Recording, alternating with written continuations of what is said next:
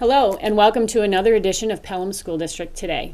Today I have 6 juniors from Pelham High School with me, and they are going to be talking about some quite interesting things going on within our community, and I think would be very enlightening to each of you. First off, we have Rachel Lister, we have Abigail Jonkis, we have Miranda Labonte, we have Bobby Haverty, Joshua Harris, and Abby Gagnon. So I know that Abigail and Miranda, you're going to talk to us a little bit about why we're here this morning. So Yes. why don't you tell us a little bit about what you have? So we're here representing Pelham High School as we discuss the effects of installing the Kinder Morgan pipeline that could potentially end in Pelham. Miranda's going to talk about the positives and negative effects of installing it. So the Kinder Morgan pipeline, which is produced to end in Pelham, New Hampshire now, it can save up to 40% to those homeowners in Pelham, New Hampshire on their heating bill, and it is also estimated to a tax pay of $11.1 million. When we did a little bit of research, we found that the gas here is $1.50 less than the diesel or any gas you can get in a car right now, depending on the market, but that's like what we have found. And overall, since 2013, we've already had a pipeline, and it goes through Abby's house, like her backyard. It's like goes there a little bit. Is this the Tennessee pipeline that Yes. you're talking about? And it goes actually right through Yes, and it goes to the the back. school district property. It goes right in front of this building between us and the elementary school. Yes, and it has benefited us about $1.2 million. So when you're looking at like how small this pipeline is, and then compared to the Kinder Morgan one, it should potentially save us a lot more money. Although it can save us a lot of money, that isn't all that we have found on the facts. There was some negatives here that we have.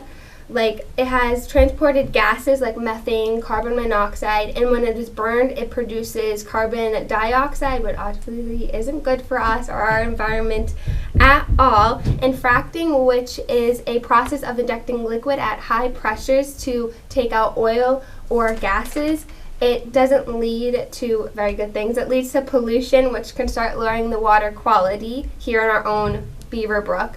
And many of our town owners have well water, like that is what we use for drinking, showering, cooking.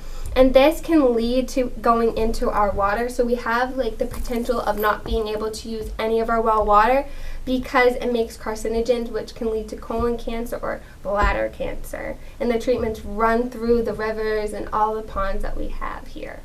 Okay, so that's you said fracking?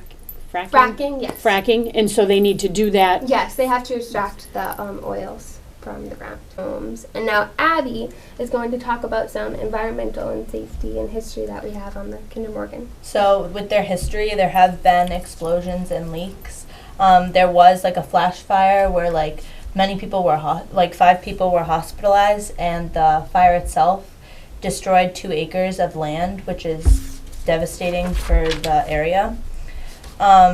And then the ecosystems are also affected because like there's going to be like hundreds of thousands of acres of new forest lines, and thousands of trees will be cut down, which will take away the shade and the tree canopy for the small animals and plants.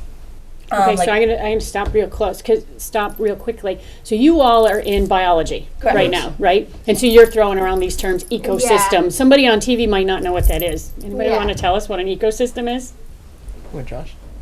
Basically, an ecosystem is basically a habitat in which an animal lives. Okay. So the marshes in Beaver Brook, the woods, basically anywhere where an animal could live. So we have a variety of Yes. ecosystems Yes. here, and that's what you're talking about is those Specifically ecosystems the in Pelham. forests that would be taken down. Okay. And the soil that they use, or that will be destroyed by cutting down the trees, will be negatively affected because of sedimentation risks and erosion from rocks. It'll cross over like sensitive habitats, including conservation lands, wildlife areas, state parks, rivers, and like there's a 50-foot easement that will be like permanent around the pipeline, and they have to like make sure that there's no deep root vegetation, there's no trees or shrubs, so they'll be using harmful herbicides that will potentially run into the marshes and water that can like ruin the water ecosystem.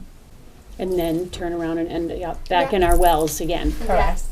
So needless to say, my fellow classmates from Pelham High School, along with our governor and town selectmen, we have agreed that we should be against the Kinder Morgan pipeline ending in Pelham. Okay.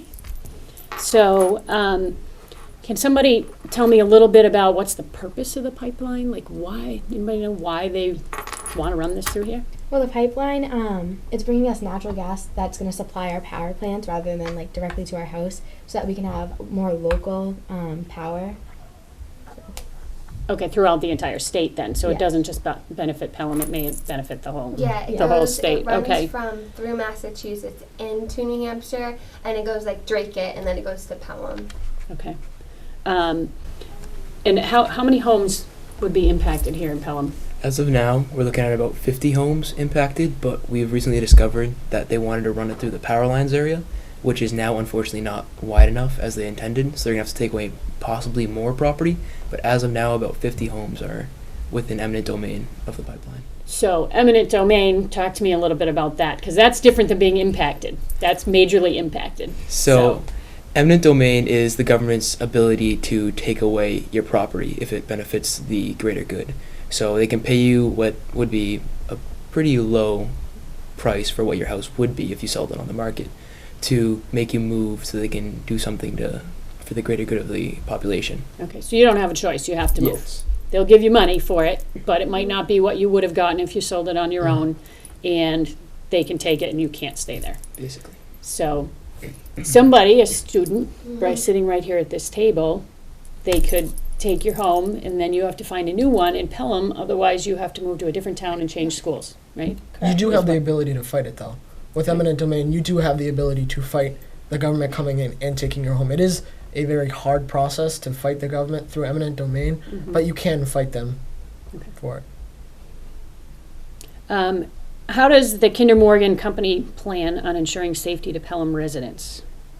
So they originally planned to clear extra footage around the pipeline to create like a buffer zone kind of to if there is a leak or if there is any spills around it, that they would just fall in that little buffer zone and it wouldn't impact the ecosystem around it.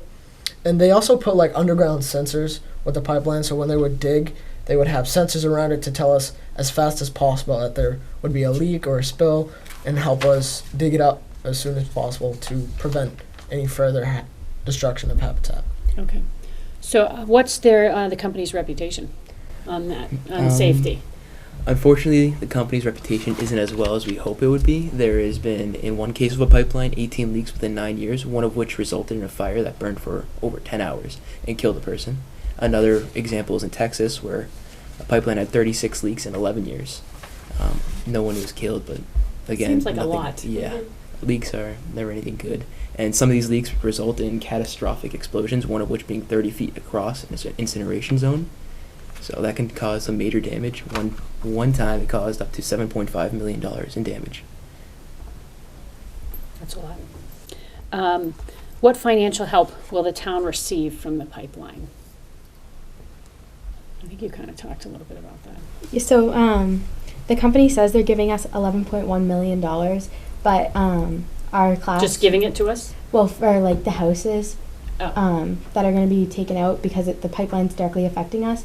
But the selectmen told us that because of the property taxes that are not getting paid because of the houses that are getting removed, this is going to make up for it slowly over time. So it's not just a large sum of money at one point. It's slowly over time we'll be getting this money. Okay, so for example, if I pay $6,000 a year in property taxes and they take my home, 6,000 times 50, that's really about $300,000 a year, right? $300,000 a year for those 50 homes that the town would lose in tax impact is what you're saying. So, I mean, in tax revenue. And then, so over a period of time, they would pay up to $11.1 million. That's what I'm hearing. Okay. So it's not like we're just getting a check for $11.1 million and say, woohoo, we can do something fun with this, right? No. It's really to offset the tax revenue that we're losing. So I don't know that we're really gaining anything then by that, is what I'm hearing you say. Okay. Interesting. Why do you think that the governor of New Hampshire, our town selectmen, and the Pelham Fire Department are opposed to this project? Just so you're aware, our Pelham School District is opposed to rerouting that onto school district property as well, and they've made an official statement on that as well. So, but why do you think those three entities are opposed to the pipeline?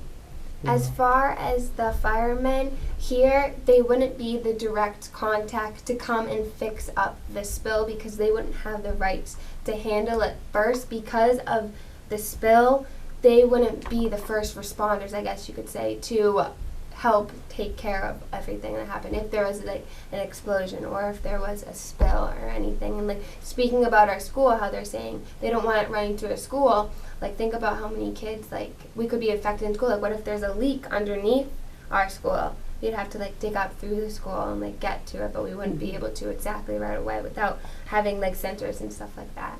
Okay. So that's the fire department. So they wouldn't be the first responders.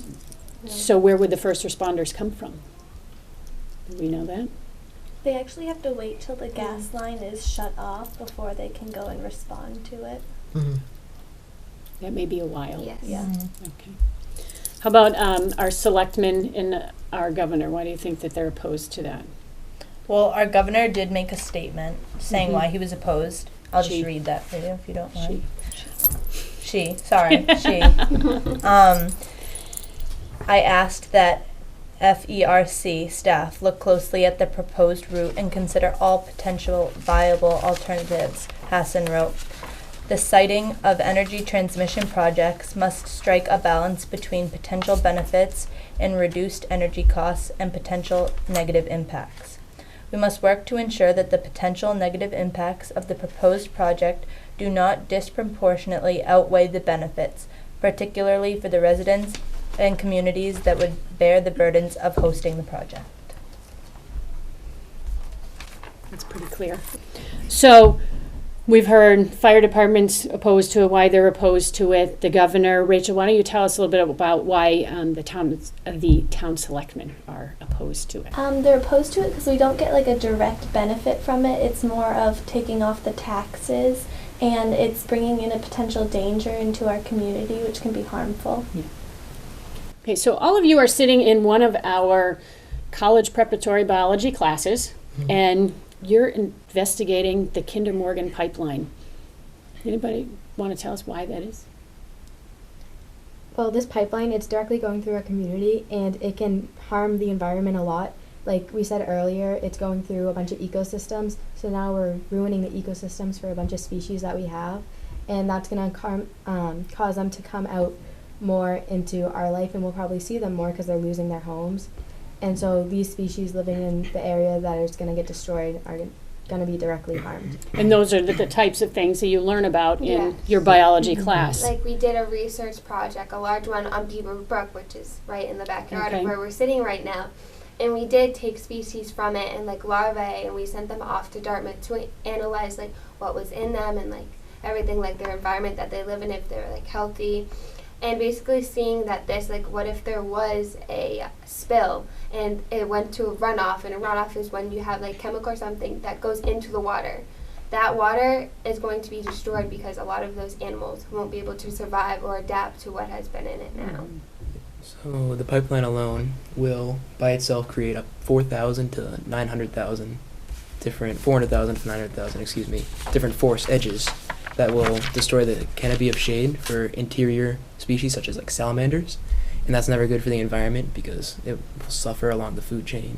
For anyone who doesn't- They end up being the food for something Yep. larger, and those are all concepts that you learn within biology. Yes. So sometimes people ask, well, what do they do at the high school? Well, we learn the concepts, but then we apply them to real life, and that's what you clearly are doing, is you've taken those concepts and that knowledge and are now applying it to something that's happening every day. And I'll be honest with you, I've learned some things about the Kinder Morgan pipeline just by listening to you today, and I'm hoping that those of you that are watching have also learned something from our very successful biology students at Pelham High School. And thank you for sharing with us what you've researched, what you've learned, and your opinions on the subject. So thanks for joining us for another edition of Pelham School District Today.